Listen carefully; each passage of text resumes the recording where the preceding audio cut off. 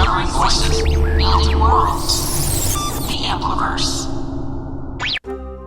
Welcome to Harry Potter and the Anxious Millennials, a show where we delve week by week into each chapter of the Harry Potter series. So yes, it's announced that she's High Inquisitor. There's like we zoom in on the Prophet article where Fudge is announcing it, and you can get a little peek of Percy in this moment walking behind Cornelius. Mm-hmm. And then she goes through all her little like sit-ins with the teachers. Yes. And then it's like does this little montage of her sitting in on the teachers, and then it cuts pretty much straight to Trelawney being sacked. The second act of this movie, if movies are a classic 3-act structure, the second act of this movie is montage heavy. Oh my God. They loved a montage in this film. Yes. They loved a montage. They really were like, that's the only way we can really explain what's happening. I mean, sure, which is valid because this book, since this is the longest book, sure. So yeah, Trelawney is sacked. Give Emma her BAFTA. Because I was crying. I was crying. She is so good. And I don't even like Trelawney, but I was crying. I think it's the best scene in this movie.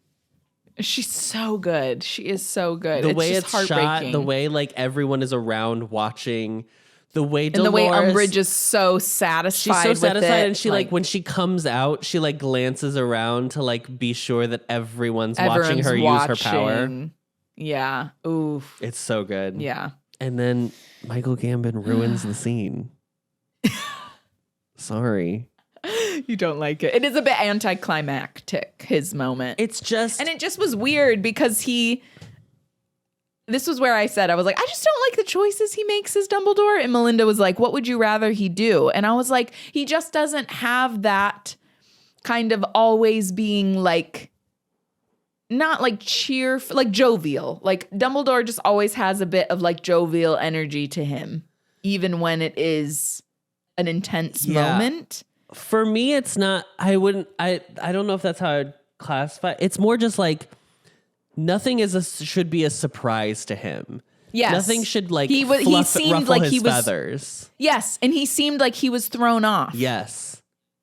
That's what like, he always seems to, he's never really thrown for a loop with anything. Yes. He's always calm, cool, and collected. Yes. And he's just like, unless you grab one of his students and shake her, and then he's not having it. Right. That's when he's pissed. Yeah. So he's like, you can stay. And he's like, this power still remains with me. And Umbridge is like, for now. And that's when he looks like flustered. And then Harry tries to talk to him again, and he runs away. Yeah. So, then we're with the trio back in the Gryffindor common room. They're listening to a radio program with Fudge that's blaming Sirius for more stuff. These like disappearances that are happening. We're listening to a radio What are we doing? We've never. Happening? It's funny because they do have radio programs in the book, but we haven't been introduced to them. And we definitely have never been like, oh, there's a radio in the Gryffindor common room. Yeah. Could you imagine if in this movie they were just like watching TV? It's in the background. Yeah, the flat screen. Yeah. Yeah. It's like above the fireplace. Just saying what's on the telly. I love Doctor Who. Oh, Love Island. So they're listening to this radio program. Lavender and Parvati would love Love Island. When they're listening to this radio program that's discussing Sirius, speak of the devil, he appears in the flames. Which Adam did not like this interpretation, but I really did. Because once again, this is how it's described it's closer to how it's described in the book. So I didn't like that it was like in the charcoal and the ashes of the fire in the last film. I like what they'd already established. So I was like, did you like it? You liked it because it was more clear? Like you could see his face more? Yeah, I definitely think I would probably feel better about this if I could like see his fucking face. I feel like you're like, what am I looking at in this scene? It's very annoying as a viewer. I'm just picturing you being like, yeah, like trying to see it. Oh, it's funny.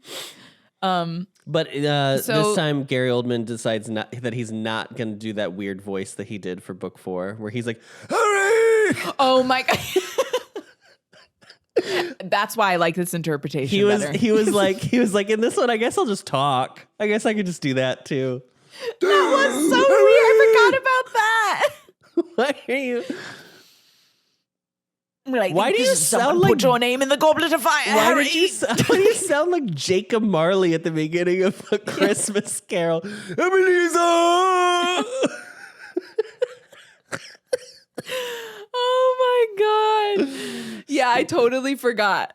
That what was the oh yeah, he's like the devils are inside the walls. Like he's like pooping while he's in the that. Yeah. Oh my God, that's so funny. So basically Sirius is like, he's responding to Harry's letter basically. Mm-hmm. And then this conversation that they have with Sirius basically inspires the first DA meeting the next day at the Hogshead. Is there anything important that Sirius said that I'm forgetting? No. Okay. Overall, I will say this. Sirius in the movie is way less like, oh my God. Oh, my godson's my friend. Yes, he's much more a parental figure. Yeah. Yeah, we did discuss that when we were watching it together. I forgot. He is much more of like an actual parental figure. So the first DA meeting happens the next day. It's pretty similar to the book, just in how Hermione kind of opens with it. And Harry's like, look, like, these things aren't heroic that I'm doing. Like, and to which Hermione's like, he's just being modest. And he's like, no, I'm not. I'm not being modest. But then they're also, like, Luna's like, is it true that you can cast a Patronus? Yeah. And then they're, Harry and Ron are like hyping him up too. But he's like, I know it sounds like exciting, but it's not. Like, it doesn't feel that way in the moment, which I think is good that he's kind of setting that. He's resetting that expectation. Yeah. He's like, it's not all exciting and fun. So then they're walking back and it just Umbridge just like overhears them. Sure. She's just standing up and overhears them. Yeah. Which I was like, well, y'all are stupid because you literally just went to this pub out in the middle of nowhere and then you were just blabbing about it all the way through the entrance back into Hogwarts. Yeah. But they do this thing in this movie multiple times where when there is a moment like how Hermione's like, oh, Cho couldn't keep her eyes off you. There's like a moment of Ginny looking all sad. Yes. And then later when Harry's about to have a moment alone with Cho, Ginny also looks very sad. Yeah. And I was like, I'm here for this. I'm here for creating more of a through line with Ginny. I like this. Yeah. If only it wasn't so bad in the next film. I think it's have chemistry. I think it's honestly interesting because it happens more almost in the movie than it does even in the book. Yeah, we don't know. Yeah, they don't discuss it in the book at all. Just, she's kind of like doing her own thing. Dating around. Just living her life. Yeah. Yeah. So Neville finds the room of requirement because they're all kind of looking for a space, trying to figure out where to do it. Mm-hmm. No Dobby in this film. No Dobby. Yeah. Creature. No Dobby. This was weird because of the fact that Neville finds the room, and then as soon as they're in the room, Hermione goes, "You've done it, Neville. You found the room of requirement." And I was like, no. That's not how this works. No. Hermione, if you knew about the room of requirement, I believe you are a smart enough young woman that would have been something you would have suggested. Fine if you're like, I don't know exactly how we're going to find it, but there is a space that is able to reveal itself that we could utilize in Hogwarts. It was just too convenient that suddenly she knew all about it. I just feel like it's a bad expository line because you have to explain that this is called the room of requirement. So you just have a character be like, look, it's the room of requirement. Let me explain the room of requirement to you, our viewers. Yeah. Yeah. Okay, girl. So they begin lessons, and here is our second montage. Cue the DA lessons and Filch montage. Oh my God. I'm not really going to go into so long too. I'm not going to go into the details of it. There's a montage. Y'all all know the montage. It's good. I like it. Sure. I'm just not going to go through it all. No. The one thing that I am going to say is we need to talk about this. Who the hell is Nigel? Nigel, what? Nigel, I want to say this right now. I'm looking dead into this camera. You will never be Colin Creevy. I don't care. You will never be her. Fuck off, Nigel. You will never be Dennis Creevy. You'll never be Dennis Creevy. Why? It was just so strange that all of a sudden there's this Nigel character. Don't you have a performance of Gavroche to go play? Like, what is this? God, get off my screen. Fuck off. Terrible. Go play Gavroche. Go play Billy Elliot. Get out of here. Get out of here. Be gone with you, wench. He has to have been a producer the kid or is like great. a director's the kid's child. fine. It has nothing to do with this child's great. performance. It's nothing against him. It's like, why are you... Yeah, and even I know. no one is this connected to like, I know I am the outlier. I understand that I, as a Colin Creevy stan, Colin, yeah. I am the only person on earth that would be like sad. But like, just call him Colin. Or Dennis. Colin or call him Dennis. Like, whatever. Who cares? It's so bizarre to me. Yeah, that was really strange. So, it just doesn't, that didn't make sense to me. I was like, we don't need this. Like, I don't like that suddenly in this montage at the very end, Filch is looking, oh, yes, yummy treats. Phil, good old Phil. What if his first name was not Argus, Filch. it's Philip Filch. Phil Filch. So Filch is sitting outside what we have come to know as the entrance to this room of requirement, and yet there's a back door that opens and they run out the back door, and I was like, no, that doesn't work, because then why couldn't they do that later? Like, I was like, if you're going to introduce that now, we have to be able to use that later. Don't introduce it. Yeah, just don't. There was plenty in that montage. We didn't need that moment. Because I was like, well, now you just shot yourself in the foot. It's also annoying because I get it's easier. It is much easier to explain how they get caught and everything by being like, everybody figures out that the room is a place. It's in a specific location. So they just start hiding out. But like, people would then just hide out until they had to leave. Like, then being like, oh, and then the room creates a secret exit. It's like, then I'm like, okay, then it will later when they need to escape again. When the room is being destroyed. Yes. Which isn't how it happens in the book, by the way. No, that's not how it works. Caught. Yeah, someone knows how to get into the room, and that's how they get found out. So, one of the important things to mention is that during this, students are also starting to be questioned by Umbridge, and then the inquisitorial squad is founded. So the montage ends right before Christmas, where Harry has this nice little moment alone with Cho, which is where we get another moment of Ginny looking on longingly. Yeah. She wants a kiss. And then, yeah. And then this was the moment, Adam, where Cho Chang said, "I've never been able to stun anything." What? Girl, you are a 6th year. You're about to graduate next year. What do you mean? What do you mean? What do you mean you have never been able to stun anything? I could not get over this when she said this ad. Do you remember my reaction? She's a sixth year? She didn't. She's a 6th year. Okay, She's 1 year older than Harry. Okay. What are you talking? Even if you're a 5th year, girl, you should have been able to stun something your 2nd year at latest. What are they teaching these children? You had Lupin as a teacher for a year.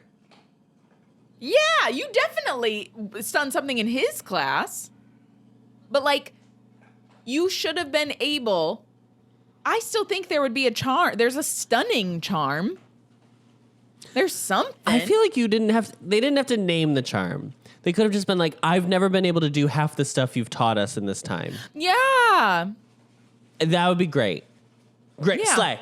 I believe it. I've never been able to do half of these spells. Yeah. It So would then be they like have- if she was like, I've never been able to do Wingardium Leviosa. Bitch, that's first year.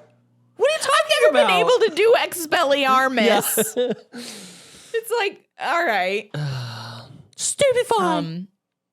So then they have their little kiss. So then they have their little kiss under the mistletoe. The kiss is a little rocky. I It's a saw little rocky. Harry kissing Cho Chang underneath the mistletoe in a room of requirement. Oh my gosh. So they have their kiss.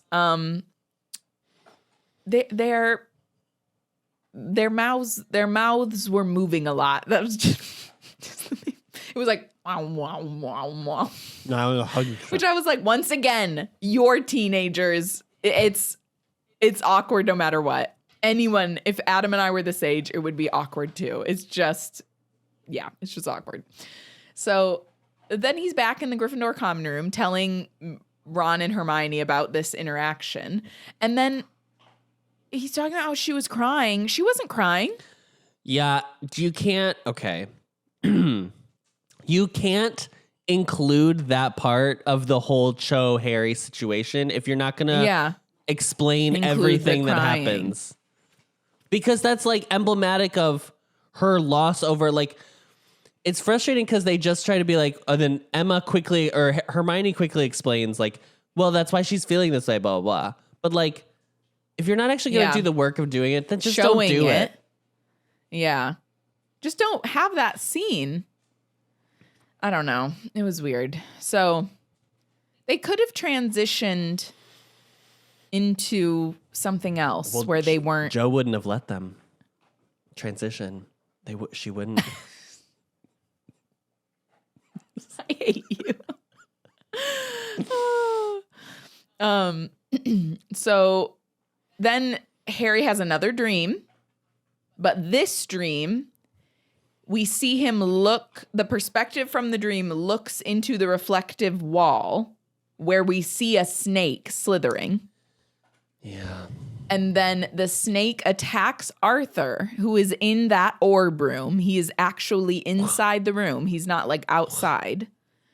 And then, And then Harry, when he wakes up, is taken to Dumbledore by Minerva and Ron. And then there's a shot where we see Harry and all the Weasley children sitting kind of in the background of the shot. So the first question that Dumbledore asks right away is, what is the perspective that Harry saw this take place from? Mm-hmm. He's like, when you saw this, where were you seeing it from? And Harry's like, it was I was and he's like, what's what's going on? Because he doesn't want to finish the sentence. Yeah. And so then Albus immediately just starts talking to the portraits, which honestly, I did understand why Harry yelled in this moment, because it was a bit just stop for a minute and talk to me about what is happening to me. Because he just was so overwhelmed, poor thing. And so he just is refusing to look at Harry, talking to the portraits, and Harry yells, "Look at me, what's happening to me?" Dumbledore doesn't answer because at that moment, Severus has entered the room. Severus immediately takes Harry downstairs to his dungeon to begin an occlumency lesson in the middle of the night. Okay. There was a line This where movie is Dumbledore so said, I'm goofy. sorry. He was like, I'm sorry, it cannot wait until morning. He said that. So I was like, I appreciate that you tried with that line to explain. It still isn't enough for me. It still isn't enough for me to be like, oh yeah, sure. No. This is, first of all, this is Alan Rickman's maybe third line in this film. I mean, he is not in this movie in any way. It's crazy. He said barely anything. His first line in this movie is obviously. Yeah. Yeah, just going straight to occlumency is a crazy decision. Yeah. So then his occlumency lessons begin. Sure. But then they're suddenly at Grimmauld Place for Christmas. Yep. So I was like, I don't know if we even needed that. I don't know if we even needed the immediate occlumency lesson. Yeah. In that moment. So they jump to Grimmauld Place. Arthur's back and doing he looks St. Mungo's. Looks rough, but like no St. Mungo's at all. This is Not my bit. biggest frustration with this movie because I think the St. Mungo situation is really cool. And it's purely, I can Yeah. tell it's just because they didn't want to build another set and spend It's from all like that a money. budget. It's like a budget standpoint. Yeah. And they couldn't bring what's his name? Kenneth Branagh. They couldn't afford Kenneth Branagh to come back in. He was busy Yeah. planning Cinderella 2013 or whatever. Oh yeah. So I don't know why Harry just like walks into the Black family tree room, which I was like, I don't really know why he was walking in there because I realized Sirius wasn't in there. So Harry's just kind of like wandering around. Yeah. And then Creature is in there. He has like a little, obviously like awkward and offensive exchange with Harry. And then Sirius comes down the stairs and is like, that's enough out of you, like away with you. And he's like, of course. Yes. So maybe that's the moment where Creature went away, but we never have a moment with Creature later or like a moment where they're like, oh, where was Creature? So I don't know. Yeah. I love this scene between Harry and Sirius. I think it is incredibly acted, both of them. And I think like the sentiment of the scene is really beautiful because I think when you do experience trauma or you do experience obviously like a trauma specifically that has to do with someone being like an awful person and you are feeling kind of like the repercussions of that, you do start to feel like something's wrong with you or like you're the like defect in, or the, just that you start to, it turns in on yourself. Yeah. And so this moment where he's talking about how he's like angry all the time and he's just like, doesn't feel like himself. And then Sirius like holds on to him and says, you're not a bad person. You're a very good person who bad things have happened to. Besides, the world isn't split into good people and Death Eaters. We've all got both light and dark inside us. What matters is the part we choose to act on. That's who we really are. Mm-hmm. And that is like one of my favorite quotes from, I think this is a movie quote, not a book quote, but it's one of my favorite quotes from the films because it's just, it's so good. And so true, like, especially the bit about the world isn't split into good people and Death Eaters. Like, We've all got both light and dark inside. So then pretty much like right after that, they're back at Hogwarts. Harry has a little moment with Cho, but then he hears that Hagrid's back. Do you know what I do? You know what I do like they didn't include in this movie at Valentine's all? Day? The like, oh, well, yeah, but like the catty bit between like Cho towards Hermione. Yeah. Or from Cho towards Hermione. I like that just wasn't even, they were like, nope, we're not doing that. So they hear the Hagrid's back. They go down to Hagrid's hut and Umbridge is there. And then once she's left and they get into his cabin, he confirms that he did go to party with the Giants. And it's like he doesn't even hesitate telling them. Is he? It's like, okay, I have a question. They go down and then they hide from Umbridge as she's leaving. Yeah. Are they not allowed to go? It's the middle of the day. It's not like it's at night. You know what I mean? I was like, why are they hiding? Just be like, we're seeing our friend. He's back. I don't know. It's weird. Was one of the, you know how in this film there's like 150 decrees? Yes, there's so many. Maybe. Once again, Adam, this was another weird storm moment. Yes. And he was like, it's changing out there, same as last time. And I was like, huh? So just the El Nino? The weather? What are we talking about? Once again, we are in the UK. Rain is like the norm. Yeah. It's not like it rains all the time, but it's like half sunshine, half rain, I would say here. I get It's that like it's that more common. cinematic, but like that is not a part of this book series at all. No. It was just bizarre. So And then this is what I'm saying about so are we supposed to be thinking this is something connected with like Dementors? Because then there's the Azkaban mass breakout. So it's like the storm, Dementors, the storm, Azkaban breakout. So I'm like, yeah, and how they all break right. out. There's an explosion. Bombarda. Yeah. Bombarda. So with the mass breakout, Sirius is blamed because it's known that Bellatrix is his cousin, obviously. Azkaban looks terrifying. It's not for me. Good job on the Azkaban design, because I'm like, that's the last place I ever want to go. It's like Shutter Island times 10. I was like, oof. Just no. in like the middle of the fucking Northern Sea or whatever. I don't even know where the fuck they are. Yeah, nowhere to go. Like, I mean, I guess if you got a wand, that wouldn't matter because you could just apparate if you were a wizard that was there. I hope But, to like, God how did they Sirius... have like no apparition on or off the fucking, like, hello? Oh, yeah, like how Hogwarts has that, yeah. But you need to have a wand, I thought, to apparate. Don't you need to? I don't know. Listen. I don't know. We'll Yeah, we never don't know.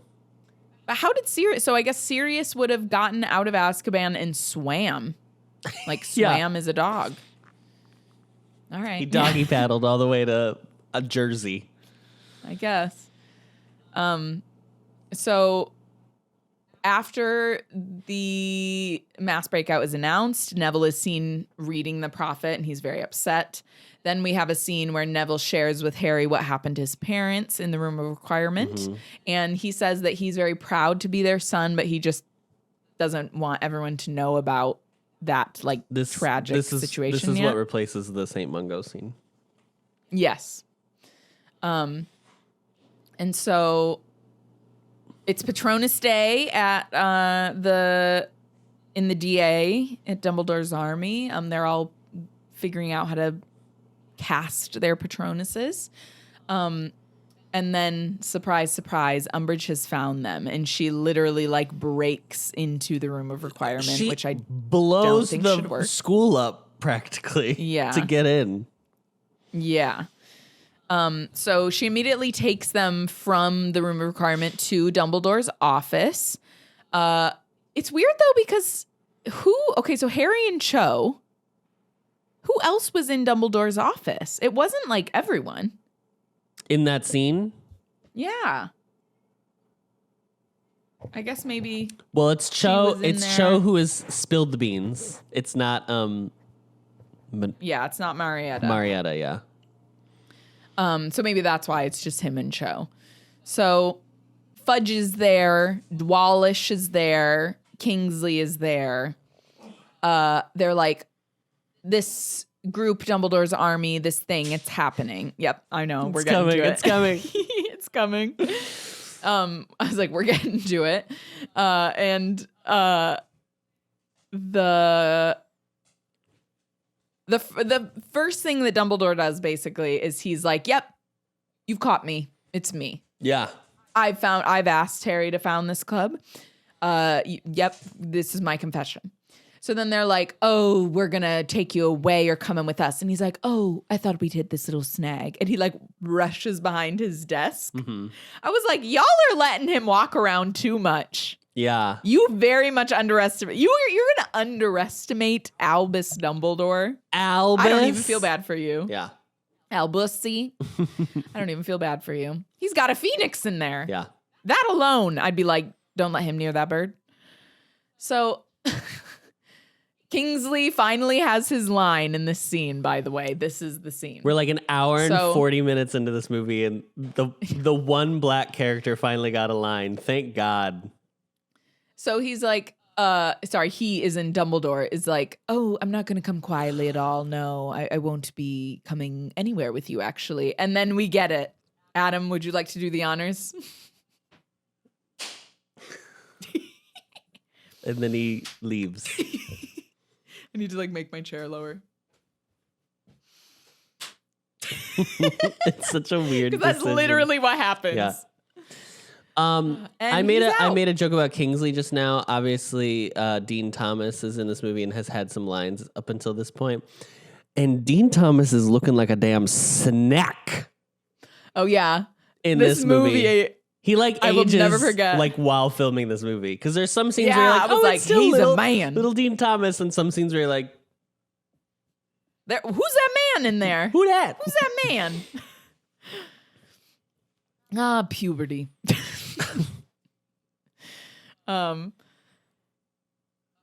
then Umbridge is elected headmistress, and then all the DA gets detention where they all are using quills that cut into their hands. Sure. This was just too much. Sure. I was like, no. And she's like on a throne in the Great Yes. Hall.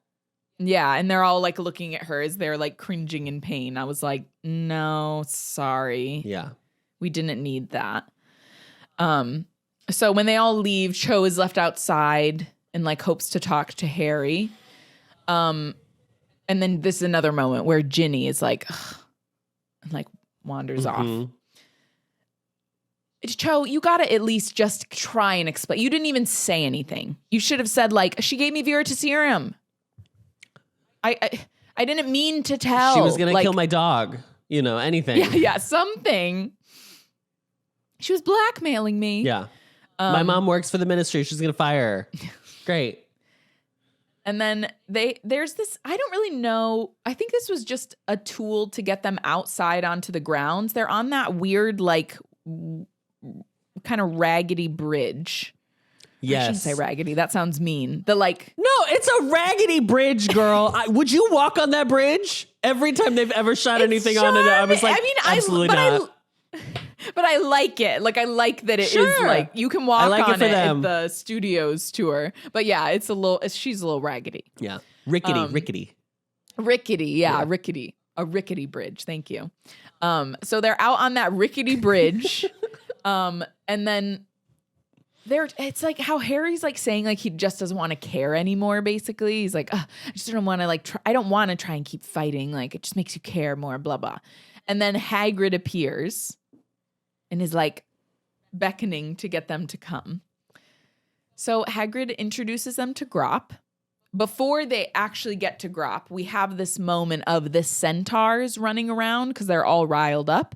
And he's like, oh, I've never seen them like this. He was like, they're dangerous at the best of times. But like, if the ministry keeps restricting their territory, like it's going to be bad. In one of the like montages earlier, there was like a headline about centaurs and the ministry. Thank you. I thought I had made a note about that, but I neglected that. So thank you for mentioning that. I mean, it's blink and you miss it. Yeah, but it is an article in the Prophet that is like addressed briefly. And this was fine. I think that how Robbie Coltrane just kind of like says this. I thought this was a good example of how you can add something like that in really quickly and it doesn't seem too like, I'm telling the audience what's going on. I have information to provide. Yeah. Yes, exactly. So we get to meet Grop. Grop is a lot more childlike. Yes. He does actually grab Hermione, which we were like, he did. He sure did. Why? And the CGI, listen, I get it. It's 2007. What am I going to complain about? But like, but some of the CGI in 2007 was better than that. It's not the best. And then he like shows Hermione his little like bike bell handlebars and she's like ringing it for him. I was like, okay. I didn't need Hermione to like have a soft spot for Grop. I was like, I don't know. I didn't think we really needed to do that. Like, it's always a woman. It's very. I know, and it's because it's obviously like, oh, he grabbed her, but then he like charmed her. It's into obviously liking referencing like King Kong and like the woman that he like picks up. Blah blah blah. Like we're not done. We're still doing this. We're still doing this. Okay, girl. So do your little show. Yeah. So he's got like his little. They have this little moment where he like or Hermione. He wins over Hermione by being like cute. So the next scene, occlumency lessons are still continuing. Mm-hmm. Harry is able to break into Snape's mind and see this memory of something that really happened between him and his dad. Because what is the spell that is it? Protego? The protection spell, yeah. It like bounces off. Yeah. And then like he's in Snape's eyeball, basically, seeing his memory. Yeah. I'm sorry.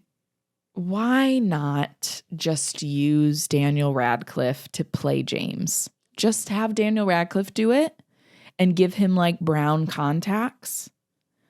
Or you need to get a straight up Daniel Radcliffe lookalike. He's also not in Snape's. Okay. If he was actually okay, listen. If he was actually if they had done the pensieve as they do in the book, the pensieve, you're allowed to like be in the scene. You are a third character witnessing all the events of the scene.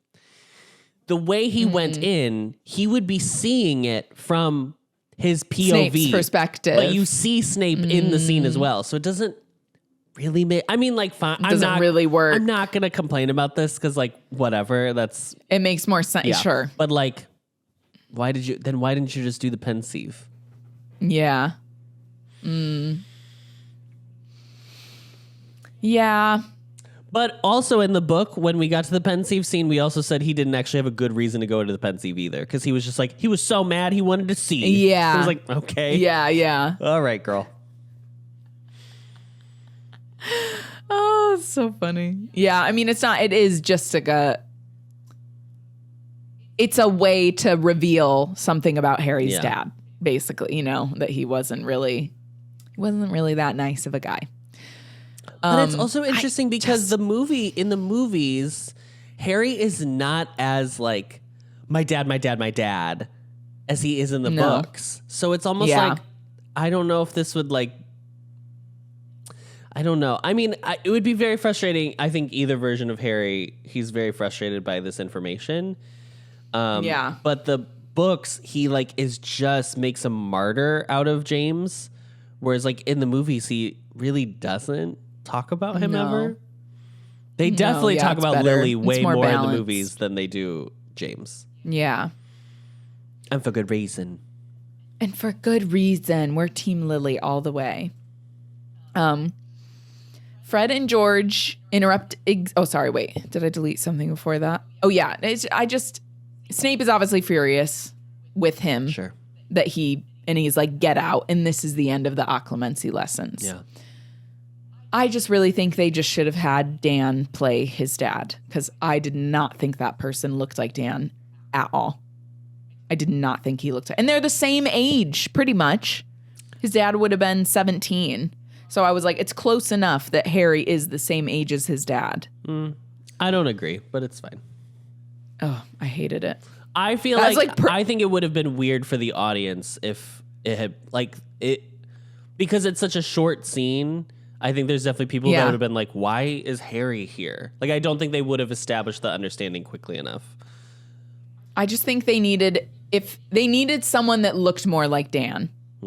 That person just did not look like Dan. And so then therefore, because of how much people say you look exactly like your dad, I was like, find someone that looks more like him. The next scene is little Nigel. Fuck Nigel. Crying because he's... Yeah. Because his hand hurts. Little Nigel. Oh, wait, no. It wasn't Nigel. It was another little boy. It was a different little boy. Oh, yeah, who's crying because he's cut into his hand. Yeah.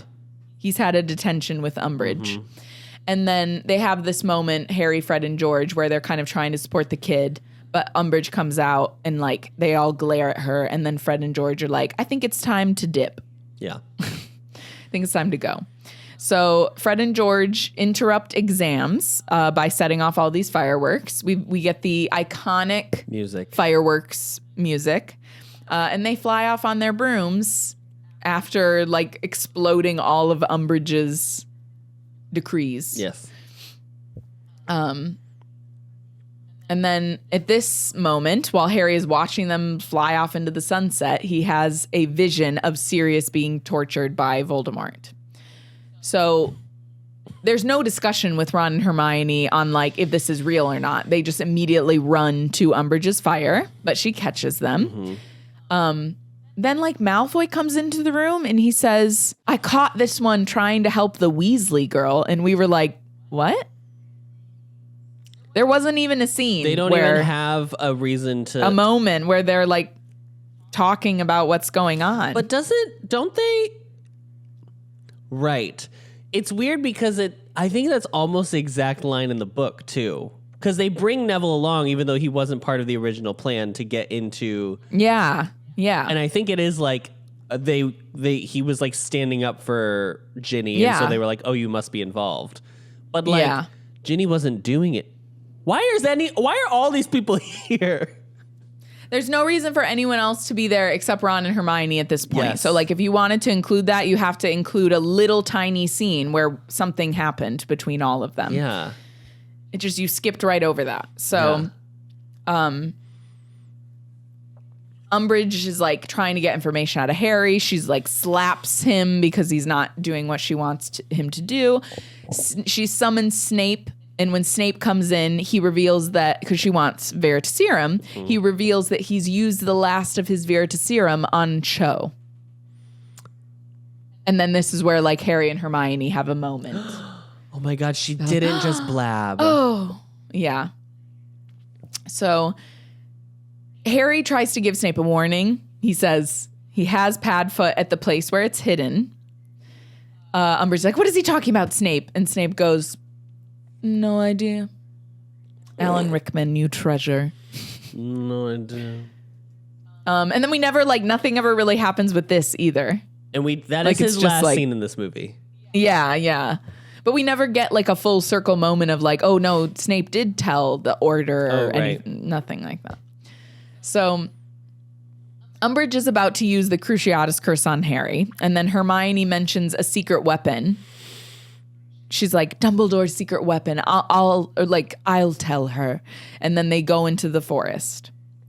So in the film version, she did want to take her to Grop. Yes. That was the intention. That's probably why I got confused when I was reading the book. Yeah, yeah. And then the centaurs kind of show up. Yeah. And it just works out well that they show up. But then it's a little strange because when Grop comes out and picks up Umbridge, the centaurs like shoot at him so that he drops Umbridge so they can take her. I was like, all right. I mean, okay. You trust that this giant isn't going to do the work? Yeah. It was just a little weird. I was like, oh, okay. And then Hermione has this moment where she's like, thank you, Grop. And she like looks at him like adoringly. I first thought it was going to be like, and then she gives him a kiss. Yeah. I was like, please don't head there. Please don't. I know, it's bad. And then they reunite with the other four who I'm calling this group of six Sirius Team 6. Okay. Well, Like SEAL Team 6. No, yeah, I got it. Get good. it? It's so good. So they ride on the Thestrals to the Ministry, and they go right to the Department of Mysteries. There are not multiple doors. It is one room. It is only the orb room. And then Sirius, obviously, is not there. And it is actually Neville that sees the prophecy with Harry's name on it. Mm-hmm. I can't remember if this was in a different row or not. I can't recall. But in the book, it's like in a different row. Yeah. So Harry just straight up hears the prophecy right away. He hears that It's like whole when you thing. have a seashell. Yeah. So then Lucius Malfoy appears out of the darkness, as does Bellatrix. This is our big reveal of Bellatrix. Yes.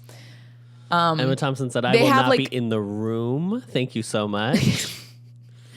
They have like a little exchange going back and forth where Malfoy does in fact confirm Harry only saw what the Dark Lord wanted him to see. And then I guess we'll say like the Sirius Team 6. Sirius Team 6. They all at the same time basically just like send off stunning spells and run. Yeah. So they all kind of get split up a little bit, but they're all able to hold their own, thankfully. And then what ends up happening is Ginny, it's not the Bombarda, Reducto, her Reducto curse that she's like really good at. It ends up bringing down like all of the prophecies, which I'm like, so those are just gone? But also, what good are they? Like, what's the point of keeping them? Yeah. This is the only thing that is never explained is like, why keep them? Yeah. Cool. So when they're rushing out of the orb room, they fall into the archway room. Yes. They all like Department stop. of Mystery sequence is like simplified by like 12. Yeah. Like it's just like Yeah. So we've got the orb room and the archway room. That's it. Yeah. No brains, no time, nothing. No brains, no time, no spinny doors. No spinny doors. Yeah, no multiple doors at all. So the archway, we were wrong. It's not on a stage. The archway is like on a hill. It's like raised up on top of like a mound. Yeah. So it's first Harry can hear voices behind the archway, and so can Luna, but no one else. And then Harry's like, get behind me, but that doesn't do anything because the Death Eaters just swoop all around them with their weird swoopy smoke magic, smoke magic. Something the movies do not ever end up explaining at all. It's fine. And they appear... They grab all of Harry's friends and then like appear in a circle around him to essentially force him to give up the orb. Yeah. So just as Harry's about to give up the orb, Sirius appears along with the Order, and they come in as white smoke. Sure. Why wouldn't they? And I was like, all right. A movie that goes out of its way to be like, not all bad people are Death Eaters, but then it does like, there's white people. Black and white. Yeah, there's white good and black bad. Bad. Mm-hmm. So Sirius just punches Lucius, which actually was Gary Oldman's idea. To do that bit. Great. And then Sirius is fighting Lucius. Well, him and Harry are both fighting Lucius. Mm-hmm. The prophecy breaks. Lucius drops the prophecy, not Neville. Yes, correct. Thank you. It is Lucius. Dumbass. Yeah, we didn't need that to be Neville. Yeah, Come don't on. put that on him. Yeah. So Lucius drops the prophecy.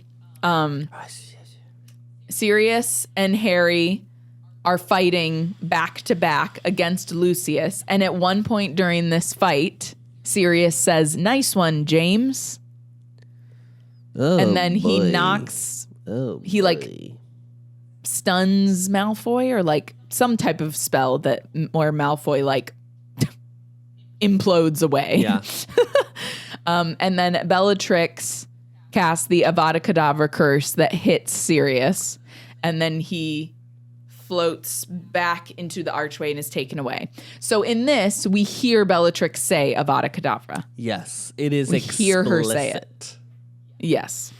I was thinking about this the other day. Is the whole thing that his body disappears, so then there's like they don't ever have to explain like why Sirius Black was there? You know what I'm saying? That's a great question. I don't know why he had to fall into the archway. I don't know. I was thinking about it the other day. That's all. Yeah. It's I would be interested if anyone has kind of figured out the reasoning for that. Lupin does try to hold Harry back, like in the book, but Harry breaks free and rushes Bellatrix, in which like he just runs out of the Department of Mysteries up to the main level. Mm-hmm. Just run. There's just a little back door that's a shortcut. Yeah. You can take. No need for the elevator.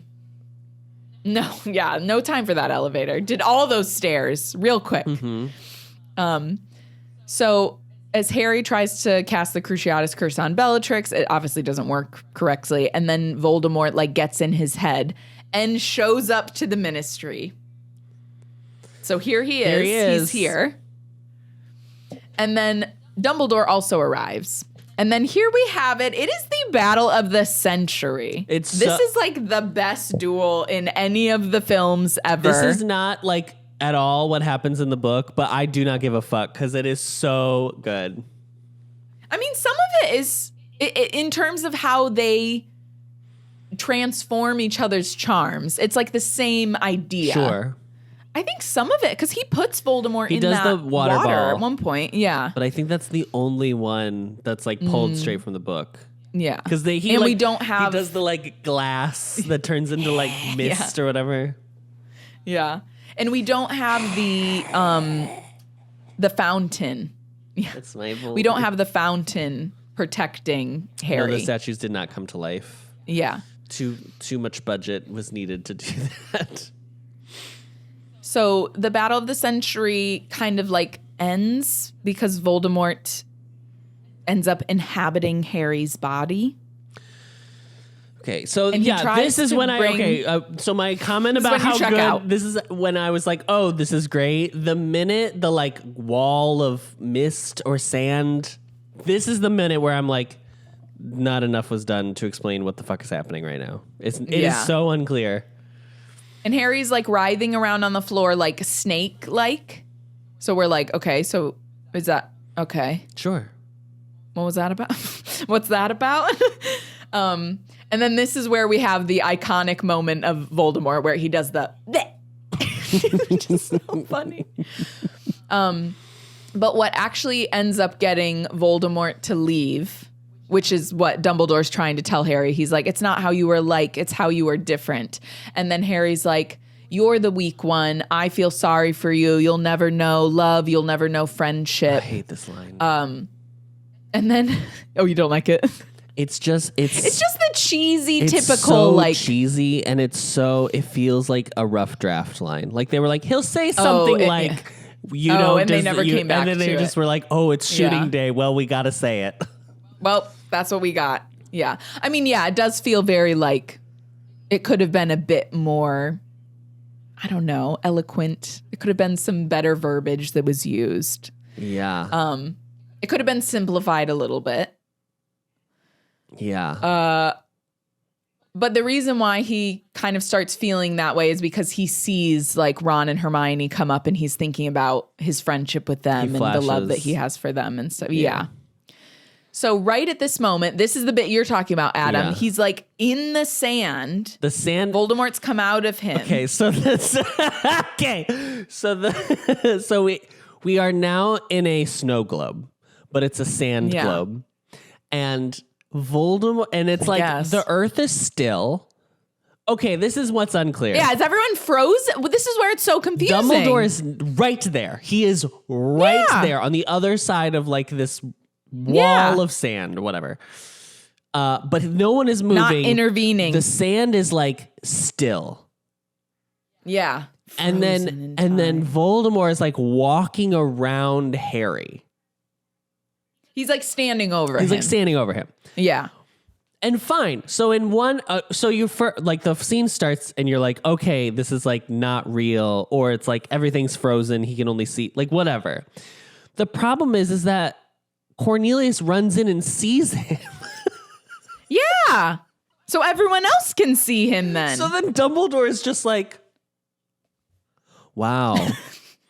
The man who just made this almost waterboarded this man in a ball of water is just like arm's length away, just being like, I don't know what to do. Yeah. Boy, I wish somebody would do something. Yeah. And that's why the part of it that doesn't make sense is the fact that as soon as Fudge shows up, he immediately sees him. So it's like, okay, well then everyone could see him. Hello? Yeah. Just doesn't make sense. So that's a bit confusing. Fudge sees Voldemort, says, he's back. And then Dumbledore and Harry are vindicated. Umbridge is now being removed as headmistress, and like there's an investigation going on about her. The ending goes by like in a flash. So Harry is like packing stuff up in his dormitory. Then there's a little flashback to Harry in Dumbledore's office. This is a much more calm interaction. Harry's not throwing anything. He's just sitting in the chair, and Dumbledore's sitting in a chair across from him, and they're just talking. Yeah. Dumbledore is essentially taking responsibility for this, that he's like, I was worried he would, use this against you. And so I was, I didn't do the right thing, blah, blah, blah, blah, blah. Yeah. And then I don't know how I feel about this, because I do think this last scene with Dumbledore that happens in the book is like kind of vital. So I was a little bummed that they traded that out for him to have one last interaction with Luna. But this is what I'm meaning, that they're using Luna as a tool for him to process the grief. Yeah. Because she comes and says, I'm sorry to hear about your godfather. And has this moment where she like holds his hand. Yeah. Once again, a very like seeming intimate scene, but not like romantic intimate. And I think that's why people can like misunderstand, because there are people who really think Harry should have ended up with Luna. I've never been that camp. Because I also just, it's like that they have this connection over grief doesn't mean that they should like be together. Right. I'm full Drary, so you know where I stand. You are dreary, yes. I think Harry should have ended up with Ginny. I think simply for the fact that it's like him and Ginny are similar. They're the next generation's James and Lily. Like, I'm just like, yeah, sure. Sure.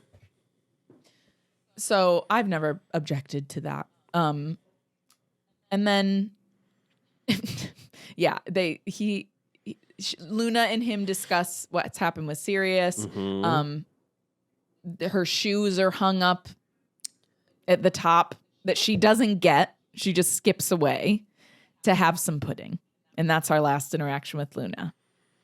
And then as they leave Hogwarts to board the Hogwarts Express, it's Sirius Team 6 again, walking together in a little row. And they walk away, heading home for the summer. And that's it. That's the end of the film. That's it. Yeah. And I think the last line is something about like, well, we'll face it together. Unless I'm wrong. Oh, yeah. Even though we've got a fight ahead of us, we've got one thing that Voldemort doesn't have: each other. Great. Oh, never mind. Something worth fighting for. Ah, beautiful. We have something Voldemort doesn't have. Something worth fighting for. Wow. A world worth fighting for. Amazing. And that's it. That's the movie. That's it. That's the movie, y'all. We did it. We did it, Joe. We did it. We did it, Joe. It was fun. It's fine. Very fast. It moves. It's a moving film. Yeah. It is a quick-paced film. I mean, we did a little bit better. It's only 2.5 hours as opposed to 3. It's okay. So, okay. McAllister on YouTube, they commented on the Lost Prophecy chapter. They said, I don't want to victim blame, but if Harry had listened to Hermione, aka the smartest wizard in his house, this wouldn't have happened. Hello. What we're saying every episode. Yeah. It's really frustrating that she's not the main character of this book series. Come on. Did I read this one? Have I read this? I don't think I have. And then in The Only One He Ever Feared, chapter 36, Jay Sierra commented and said, another great episode in commentary. Want to begin with making it clear that Voldemort's ideals make no sense and have no real backing. The rest will be spoilery, I believe, for the next books. So if you don't want spoilers, yeah, fast forward. Dun, dun. I'm pretty sure that they explain his blood obsession, his pure blood obsession with the misconceptions he had with his own heritage. He grew up after learning he was a wizard, believing his dad must have been a powerful wizard since his mother couldn't escape death. Then he ended up learning his dad was a muggle and his mother was a witch, but hadn't been known to be a good one, though that's debatable. But she was tied to one of the last great pure blood families, and he became obsessed with that instead. And perhaps he believed it was only because wizards weren't in power over muggles that his family was no longer respected and or respectable to the community. You can tell I'm reaching because the mental leaps you have to go through to get from A to B with Voldemort is wild. Again, I still barely get how that's supposed to be the origin of that belief system, especially since his origin story doesn't seem known to most. So oddly, it points to this man just lied at some point in his youth, and it ended up being one of the worst kept secrets to encourage his confusing mission statement. Yeah. This is a comment that we got for our chapter Beyond the Veil on YouTube.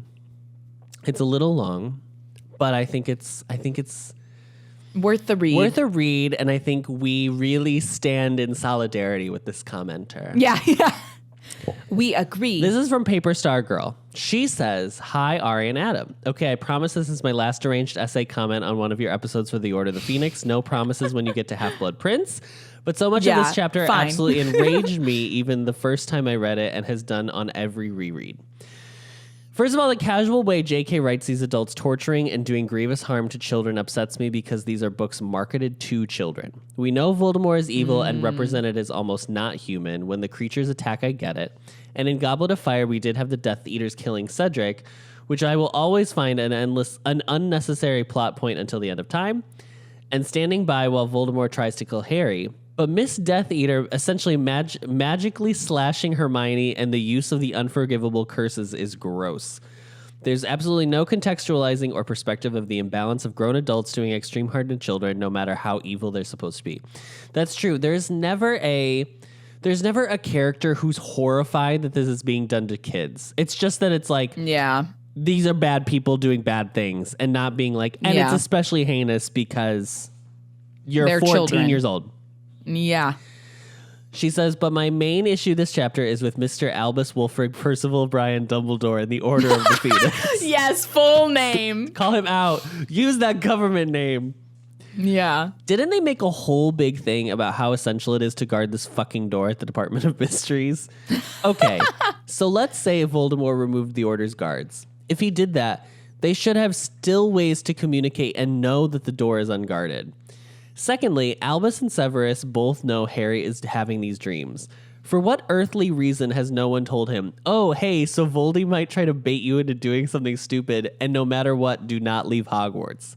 Why hasn't Albus gotten the order to also pass this message to Hermione and Ron so there's someone to balance Harry out when his hero complex kicks in? Yeah. Yeah. Thirdly, the convenient way Sirius has had 2 conversations with Harry since Christmas and not said, this is a dangerous way to communicate. I gave you a 2-way mirror. Even if he forgot to do that while talking to Harry, why isn't he or Lupin telling the Order that Harry is communicating through a fire on the Flu Network rather than having a good laugh about James being an idiot? Fourthly, why isn't Albus at least having someone watch Harry around the clock, even if it is Dobby, though I don't think Dobby deserves all that, so that there isn't a 4-hour-long delay between these children flying off the department and the Order arriving? Hello. And my last thing is, even if all the above absolutely had to happen for the plot, which it didn't, but let's pretend, why, for the love of everything, why couldn't Albus use his immense powers that everyone, including Voldemort, find intimidating to freeze Sirius in midair and bring him to safety, or put a barrier on the veil? Spoiler in the next chapter, he reanimates whole statues, but he can't react even though the chapter literally says everyone knows the fighting is over. Yeah. Basically, my main point is this entire situation was so preventable, and it's so reprehensible to me that we've put so much of the trauma of the situation on a child for taking friends into harm's way when he should have never even gotten halfway to London. Yeah. If it was so important for Sirius to die, there were so many more poignant ways to do it. If you were to take this chapter at face value, you have to believe that Albus, Severus, Sirius, Lupin, and actually The entire order are awful people who do not care about Harry's safety or Hermione and Ron's because they know how loyal they are and that they'll inevitably be pulled into Harry's mess. Anyway, love you guys. You're matching red hair. This episode is the sleigh, and I hope you have an incredible time watching and hyping this weekend. Wishing you lots of strength and the rest of this book for the movie. Thank you. And we did enjoy watching and hyping. did. So thank you so much. That was it. Those are all of our comments that we had missed from us, like, recording ahead. Oh, so yay. Thank you for your comments. Thank you. Yeah, totally agree with everything you just said. For sure. You can find the podcast on Apple Podcasts, Spotify, Stitcher, or wherever you find your podcasts, as well as video versions on the Ampliverse YouTube channel and Spotify. As always, don't forget to rate, review, and subscribe so that we can get a perfect Newt score. 5 stars only, or else you'll be picked up by Grop. You'll be picked up by Grop. I was trying to think of something that only sorry. happened in the movie and not the book. Yeah. Don't forget to follow us on Instagram at HPAnxious or YouTube and TikTok at The Ampliverse. We are hosted on Spotify for podcasters, so thank you to them and are a proud member of The Ampliverse. Please check them out at theampliverse.com. Thank you, Ari. Thank you, Adam. And as always, Knox. Knox. See you next book. See you next book.